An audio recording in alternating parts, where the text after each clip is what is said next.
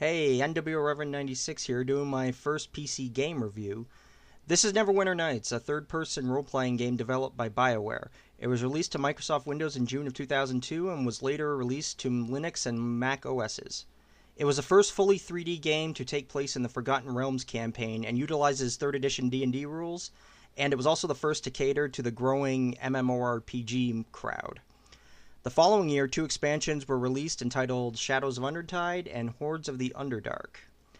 The story of the game is as follows. You are an adventurer coming to the city of Neverwinter to help uncover the mystery surrounding a plague known as the Wailing Death, causing death and destruction within its walls. Now, I'm not going to go much further into the story, just to say that the scope of the story becomes much bigger and more complicated as it progresses. The game also includes what's called the Aurora tool set, which allows players to create custom scenarios and campaigns that can be shared online. And this is also the same tool set that the developers use to create the main campaign of the game, so that's pretty cool. Now, I first saw the game when one of my friends picked it up in 2002. At the time, I hadn't played any of the previous games set in the Forgotten Realms, which I know is blasphemy, but I was a late bloomer when it came to playing PC role-playing games. I was used to playing first-person shooters and real-time strategy games on my computer. However, once I saw my friend playing the game, I was hooked and knew that I had to own it for myself. I got it about a year later because I had to upgrade my computer before I could really run it properly.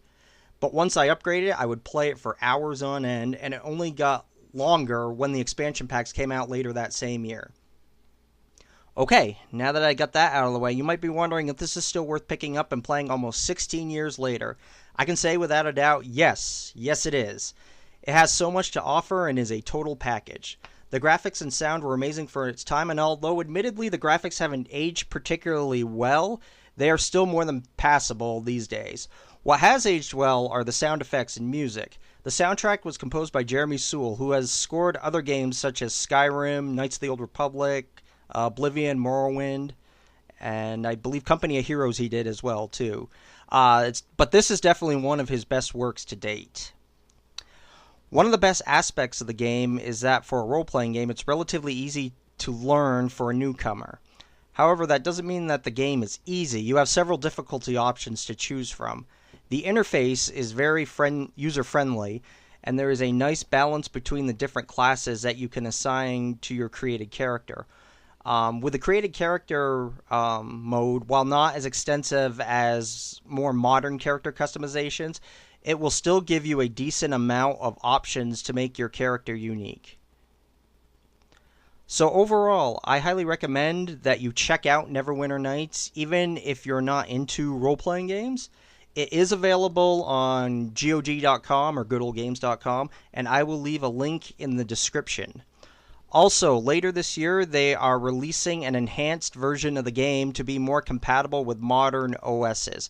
However, you can get the original game, and using mods, you can get it to run pretty decently on a modern PC with modern resolutions. And you can also get a lot of fixes for some of the graphical shortcomings. But yeah, definitely check out the game either on GOG.com or when the enhanced version comes out. This is NWReverend96 signing out. I'll see you in my next review.